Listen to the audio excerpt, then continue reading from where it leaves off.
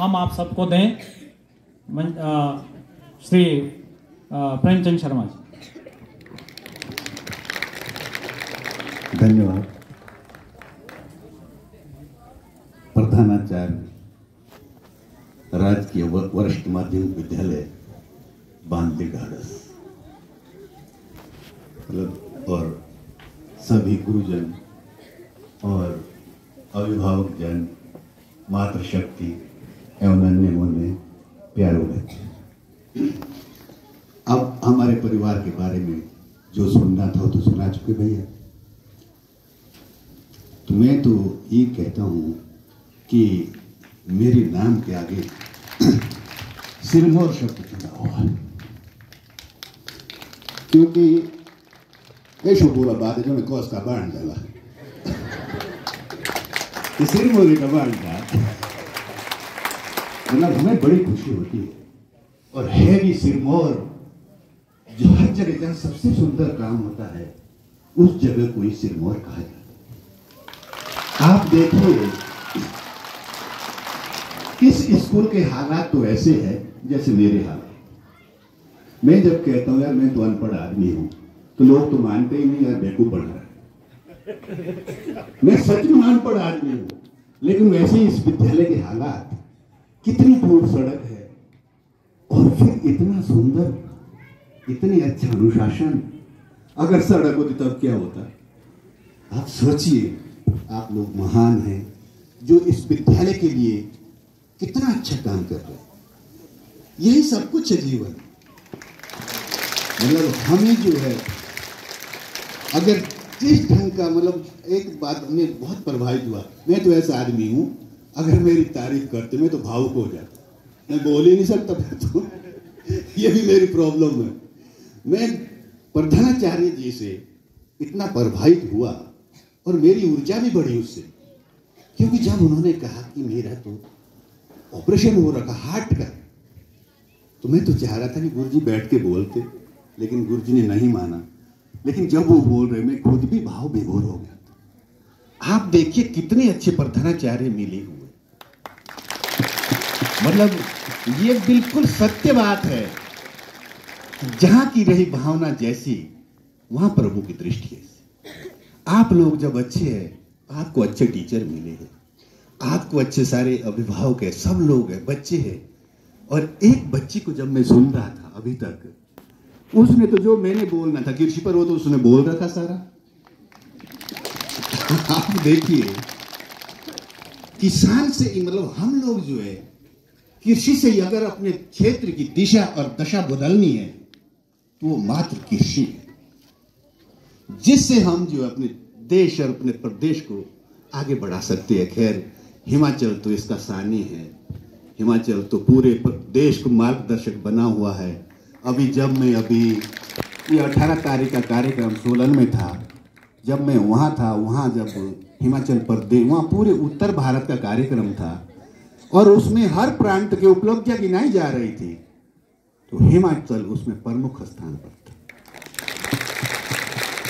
तो हिमाचल ने एक से एक अच्छी कृषि पर ये की है कि बहुत बड़ा ये, मतलब यहाँ तो, मतलब हमारे यहाँ तो अगर हमने सीखा है तो हमने तो हिमाचल से सीखा है,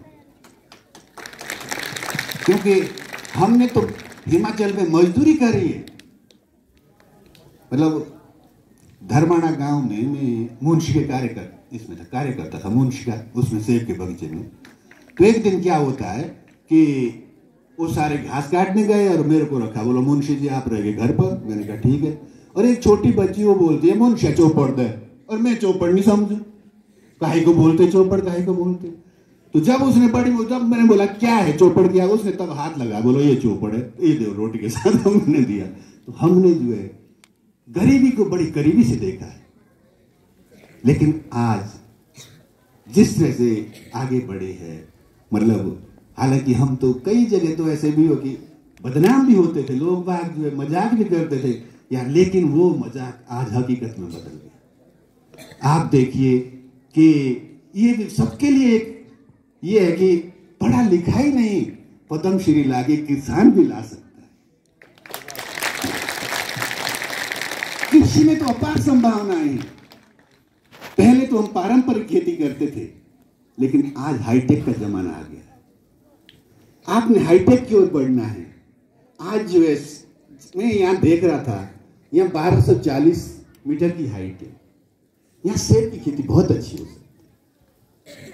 आप देखिए, जब हम आ रहे थे रास्ते में, हम तो तिरमोड़ बोलते, आप पता नहीं क्या बोलते होंगे, तिरमोड़ ही बोलते हैं।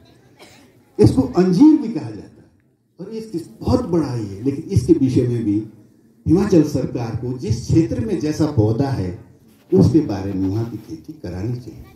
मतलब सेब की खेती अब बहुत अच्छी हो। आज तो बड़ा जबरदस्त काम हो रहा है। आप हैरान होगे, हमारा तो जो काम कर रहा है, मेरी खेती जो मोबाइल करा रहा है, मतलब हर समय हम अपने खेत की रिपोर्ट लेते हैं मोबाइल से, बेटा बोल क्या काम करा है, कितना बढ़िया है। लेकिन उस समय तो ये कि चिट्ठी पत्रियों से चलता था। आज तो जो है मोबाइल से आप सब कुछ, सारी रिपोर्ट ले सकते हैं। आप देखिए, हम जो पारंपरिक खेती करते थे, आप तो सभी जानते हैं, आप जब हमारे बिल्कुल हटाल सबने देख रखा है, वहां पानी तक नहीं, तो हम कम पानी से कैसे खेती करें उसके लिए कोशिश कर रहे हैं, और ड्रिप से काम कर रहे हैं, स्प्रिंकलर से काम कर रहे हैं। और आप जो है, आप देखिए कि अब हम गौ आधारित खेती कर रहे हैं। एक गाय के गोबर से भी हम 10 एकड़ जमीन की खेती कर सकते हैं। हमने लिक्विड खाद बनाना शुरू कर दिया, और उस लिक्विड खाद को, जिस गाजर घास से आज सारे लोग परेशान हैं, हम उस गाजर घास को खाद में तब्दील कर दिया। उसमें वो कीटनाशक का काम भी कर रहा है और खाद का काम भी कर रहा है। तो आज जमाना हाईटेक का है, हाईटेक की ओर बढ़ना है। हर आदमी जो, हम जो इतने, मतलब ये तो मतलब सिरमौर और हमारा क्षेत्र तो एक ऐसा कि कुछ हम अपने खेत में भी उगाते हैं, लेकिन पेस्टिसाइड का इस्तेमाल ज़्यादा करते हैं। आप देखिए, उर्वरक और पेस्टिसाइड, हालांकि हरित क्रांति में खाद को बढ़ावा दिया गया बहुत ज़्यादा, लेकिन वो भी धीरे धीरे अब पता चल रहा है कि वो नुकसानदायक हो रहा है। क्योंकि हमें जो है इससे भी धीरे धीरे, एक लत नहीं छुटकारा पा। अगर आपने एक लत ये बंद कर दिया तो आपके खेत में आप परेशान हो जाएंगे, लेकिन धीरे धीरे इसे छुटकारा पाना है, उसका विकल्प ढूंढना है। तो इसके लिए हमें खेती के लिए, मतलब आप देखिए कि मैं जो जितनी भी मातृशक्ति देख रहा हूँ, सभी काम करने वाले, मैं अपने गांव के हालात बता रहा हूँ कि हम, जब मैं सुबह मॉर्निंग वॉक में निकलता हूँ तो सारी महिलाएं घास के बोझे लाती है, और जितनी महिलाएं हमारी घास के नहीं जाती वो उठ ही नहीं सकते। वो जो काम नहीं करते। अगर आपने स्वस्थ रहना है, आपने व्यस्त रहना है, इस ओर में विशेष ध्यान देना, क्योंकि यहाँ जो है, मतलब पुरुषों से भी ज्यादा महिलाएं काम करती हैं। उनके पास कई जिम्मेदारियां हैं हमारी। आप देखिए, घर के बच्चों को तैयार करना और पूरे परिवार का खाना बनाना, और इस तरह की जिम्मेदारियों के साथ साथ खेती की में हाथ बटाती है हमारी महिला। मातृशक्ति हमारे लिए बहुत अच्छा एक उदाहरण भी है। मतलब हम सभी को, मतलब कृषि पर, मेरा तो विषय कृषि है, क्योंकि मुझे तो कृषि पे ही पद्मश्री मिला है।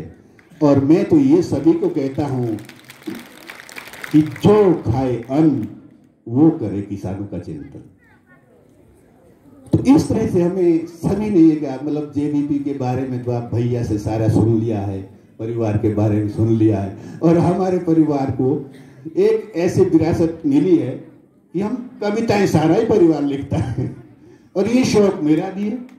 मैं हूं अनपढ़ आदमी, मैं पहले ही कहता हूं, पढ़ो लिखे के लायक मेरी कविता नहीं, क्योंकि उसमें शब्दों का अभाव। और मैं तो पहाड़ी भी लिखता हूं और हिंदी में भी लिखता हूं। मैं आपको एक हिंदी में सुनाता एक कविता, माटी,